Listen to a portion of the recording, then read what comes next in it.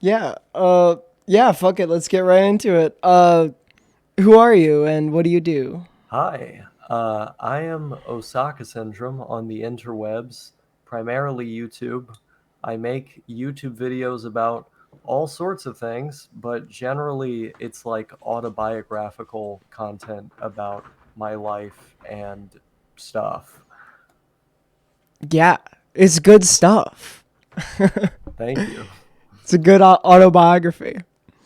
Um, how would you describe where you're at right now, like gender and sexuality wise? Generally, I would identify as a cis man, but I don't feel like particularly connected to those terms. Um, Mm-hmm. and I'm also bisexual. Uh, I guess maybe you could say that I'm pansexual, whatever the hell that means. Like I'm not picky about sex or gender. Give it Mm-hmm. all. Give me it all. I'll take all the sex, thank you. Yes, exactly. Yeah, yeah, yeah. Sweet. Um, and how has that kind of developed over time? Your gender and sexuality. I've questioned my gender in various ways throughout my life. My sexuality has remained pretty consistent. Like I've always just kind of not, for lack of a better word, discriminated in that department. Mm-hmm. But yeah, gender is something that I wasn't really sure about for a long time. Um, do you mind if I just launch into like Yeah. yeah, No, okay. please. So when I was growing up, uh, where I was growing up more particularly, like the stereotypes behind what is a man and what is a woman were very powerful things. As I grew up in the rural South, very Baptist, very evangelical, and I didn't really feel like I could be like a feminine guy, or at the time, a feminine boy. There was something about women and the way that they express themselves that felt more human to me.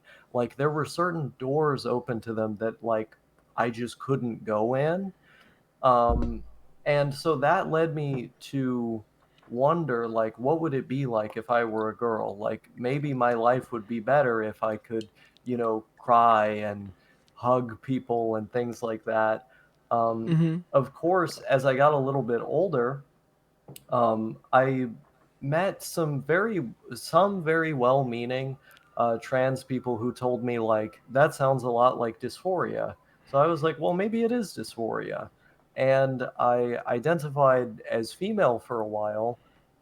Came to find that that didn't really make me feel better about myself. It made me feel worse, and it didn't really feel natural for me. And then after experiencing that, I came to the realization that maybe I just want to be kind of androgynous or kind of a feminine guy. So that's where I kind of ended up where I am now. Um, Not particularly being attached to being male, but also like not being female. Like I'll say that I'm a guy, but I feel like I'm something kind of in between. Yeah, totally. That's yeah. Fuck yeah. Do you uh was there any particular event that like sparked that like, oh, this isn't right for me? Um, I think it was a couple months into being on hormones and noticing the emotional changes. That's when I started to think like, Mm. I don't really know if I'm about this. And then as time went on a little bit more after that, and I started to see like changes in my skin and as well as fat distribution, I look at myself and just kind of go like, well, this isn't me. Like I Mm. this doesn't I do not vibe with this. Mhm. And it was at that point that I realized like maybe I don't want to be all the way feminine as in girl. Like maybe I just want to be kind of feminine with like male proportions. Mhm. Yeah, no, that's actually like really interesting. And I actually really like I like the way you've described it. It's like not not female, but like just a little androgynous. I like that. I think that's it's interesting. It's a good perspective to come from, I think. Thank you. Yeah. Um what do you say are like the after like detransitioning, what are kind of the struggles that you went through? I think that people end up taking you a lot less seriously, at first at least, certain people, Mm-hmm. because it's a big change to declare to the world.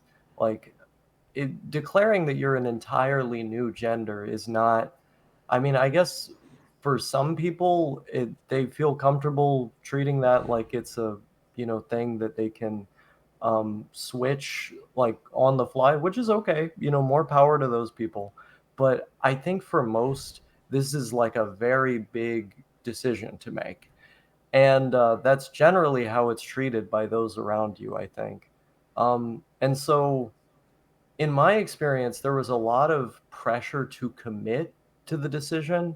And then when I wasn't committed to being trans, um, I had people from various different perspectives give me a lot of shit over that, which wasn't the best. It wasn't fun. Yeah, that sounds shitty. I'm sorry that happened. That's like yeah. Yeah. And I mean, it kind of bridges into something that I try to describe in my videos with this. I think gender is something that is very personal, and it's something that people should be free to express their own way. Like, I don't think everyone is going to be certain about who they are, and that's okay. Like, if people want to experiment with their gender identity to try and find out what makes them feel the best, them individually, I don't think that they should be subject to outside pressure from anybody to be a certain way. Yeah, absolutely. Um yeah, that's a really good answer. Oh my god, you're killing this. Thank you. Yeah, yeah. What do you feel like people fundamentally misunderstand about detransitioning or like that kind of like journey? I think it's difficult for people to empathize with the experience of being see, I hate to use this word because it is thrown around a lot by like right-wing people as a Mhm. kind of dog whistle. I'm going to use the word confused here. Oh yeah, yeah, yeah. Yeah. I Um think I think my audience will understand. like like The people watching me will understand hopefully. yes, like actually confused, not like these transgenders corrupting the West are confused about their gender, like nothing like that. Yeah, Um, yeah. I think it's difficult for most people to empathize with the experience of being just genuinely confused about where you ought to be placed on the gender spectrum. Um, and I think if people were to open up about their experiences with detransition in as candid of a way as possible, without like turning it into this weird political thing, and just like being real, respecting everybody in the process, I feel like the door could be open to start empathizing with that experience more. But as things are now, I think the perspective of detransitioners who aren't just like repressing their trans identity or doing it for economic reasons or something like that, like people who genuinely have desisted because it's what's best for them. I think those people's perspectives are overlooked simply because they don't talk about it in a calm and collected manner, like because of the amount of ammunition that people put into this, the amount of firepower in these conversations. I think those just like down to earth discussions are what's needed in order to um, have people empathize with that very uncommon experience. Yeah, no, I really hope to do something with this because I've after watching some of your videos and talking to another one of my friends, who is also detransitioned, I was like, these people kind of went through some shit and now are being like ostracized for it, which is like it's crazy because like obviously it's the political bent to it all, but like I don't know, I feel it seems very unfair, I suppose. Yeah. Yeah, I mean, people Yeah. aren't political symbols, they're people, and everybody Mhm. should be treated with the same dignity and respect. Ultimately, in my opinion, if somebody wants to identify a certain way or modify their body in a certain way, like that is their freedom. That is their fundamental right as like a human. Um, Mhm. the idea that this would be turned into like a political thing, um, I I think it's just unfortunate. Like it's the reality, Yeah. right? But I I don't think individuals should be treated like political symbols, you know? Mhm. Absolutely. Absolutely. Uh how do you feel like the LGBT community is like how do you feel like you fit into the LGBT community now? Like as opposed to before you transitioned, when you were transitioned and after you detransitioned? That's a really good question. I think when when I was trans, when I was identifying as female, um, the way that I would get treated by other members of the community were kind of mixed. Like you would have some that would treat me in a particular way because they only treat women that way. You'd have other people treat me in the same way that they treat me now because they treat everyone exactly the same. Like they don't interact with men and women any differently. Uh, and so since I've detransitioned, there were certain people who just straight up didn't want to talk to me anymore because they thought I was a rapper or went mad or, was becoming like right wing or something like that. Or one person told me that my experience made them feel insecure about themselves. And so they couldn't talk to me because of that. And That's like nuts. I That's it is nuts in the sense that like it's very unfortunate that it happened, but I can understand where yeah. that person was coming from. Yeah, that's yeah. Yeah. Like I want to I don't want to like characterize her as like crazy or something. It's just, she had a lot of insecurity. Mhm. Um Mhm. and I mean, hopefully now she's doing better, but Yeah. it's a persistent problem in the community because of the way that society treats and marginalizes LGBT people. And so I think this is kind of bridging off into a separate topic, but I think that detransitioners often make people who don't want to detransition question themselves in an uncomfortable way, Mhm. because so much of society has told them for so long, you're confused, you're not really a woman or a man. And of course, all that stuff is bogus. But when they see like one of their own, somebody who they viewed as like a sister or a brother or whatever, um, make a different decision about how they want to identify, I think the thoughts that that can elicit in people who, do want to continue being trans and are genuinely trans, like that they're genuinely a woman or a man, um, the it makes them go down an uncomfortable road in their thoughts, and I think a lot of that has to do with how cis people and society at large tells trans people all the time to question themselves and makes it very difficult for them to build up confidence.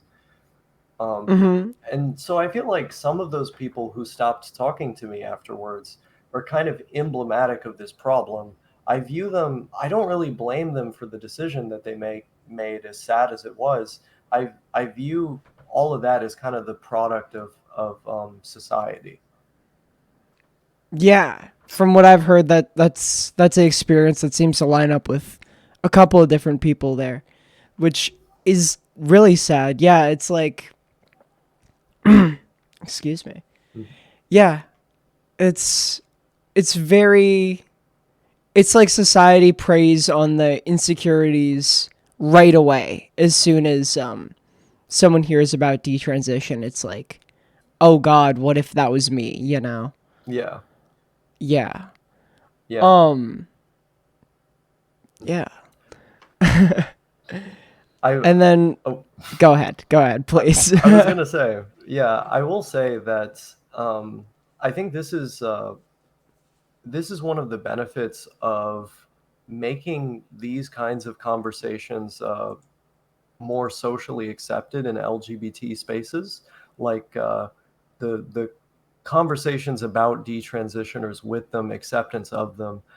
I think doing all of this will help uh, other trans people to develop confidence and feel more sure in themselves. If it can be normalized to um, make your own decisions about your body and your identity, and feel good about it, which includes people who are transition and detransition, then I think it'll help everybody. I think that's why acceptance of people like me and conversations with people like me are important.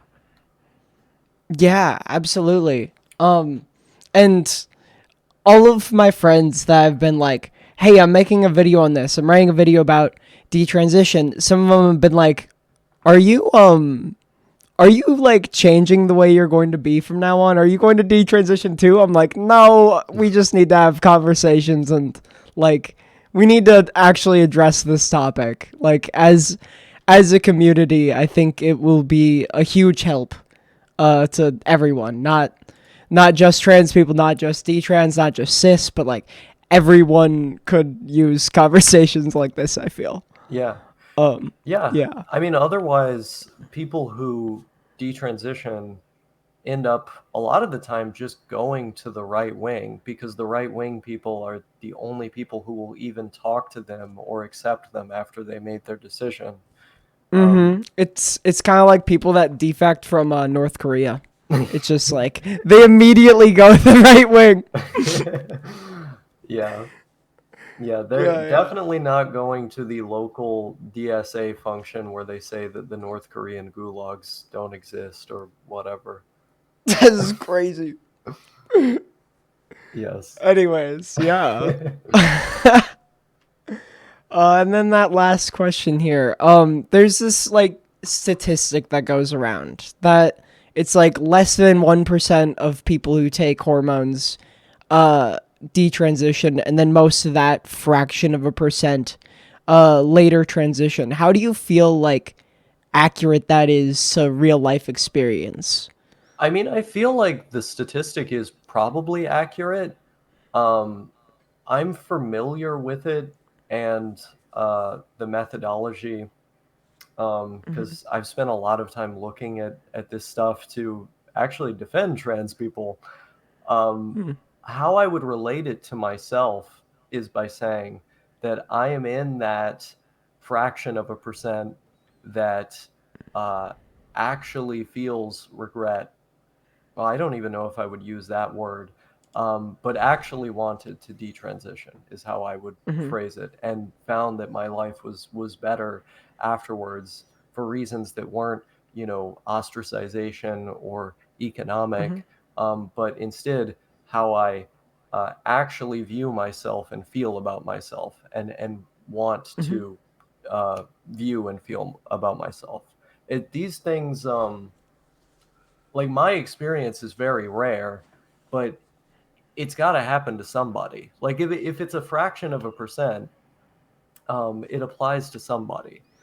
And uh, while those other people did retransition later on and ostensibly at least feel good about it, there's still a component to that statistic. There's a portion of people for whom that narrative doesn't apply.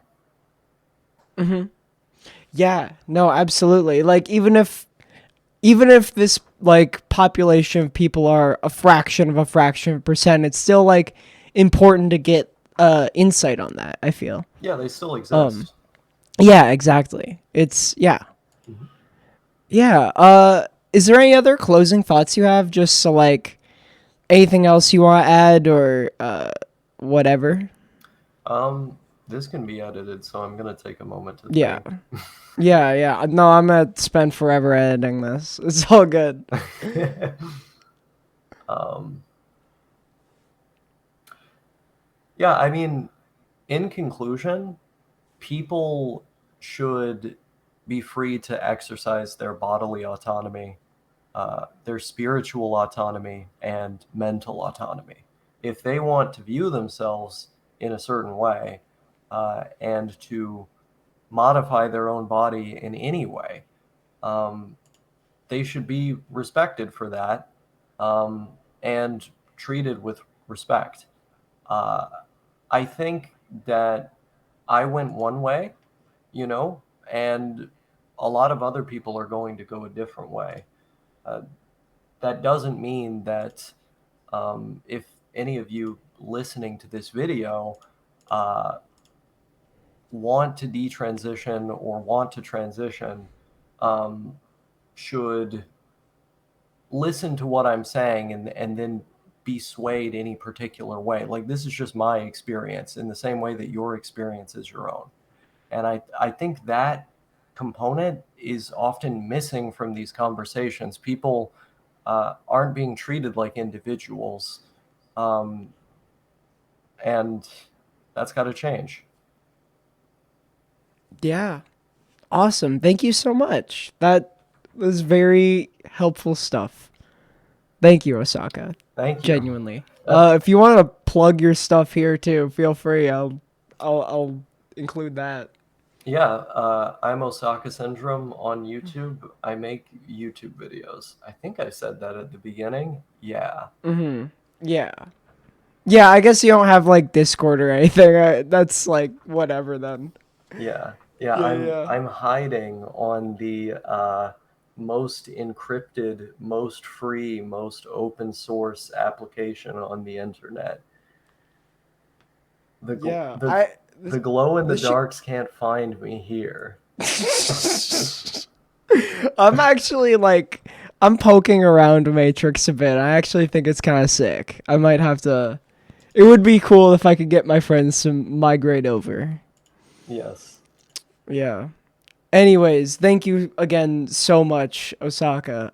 Genuinely, it means a lot. I will let you know how editing goes. I'll send you like a edited version before I throw it up, just to like get your feedback, or like get your like clear, I guess. Oh, you don't I need my don't. clear. It's your data. Once it's in your Oh, hands, it's your okay. data.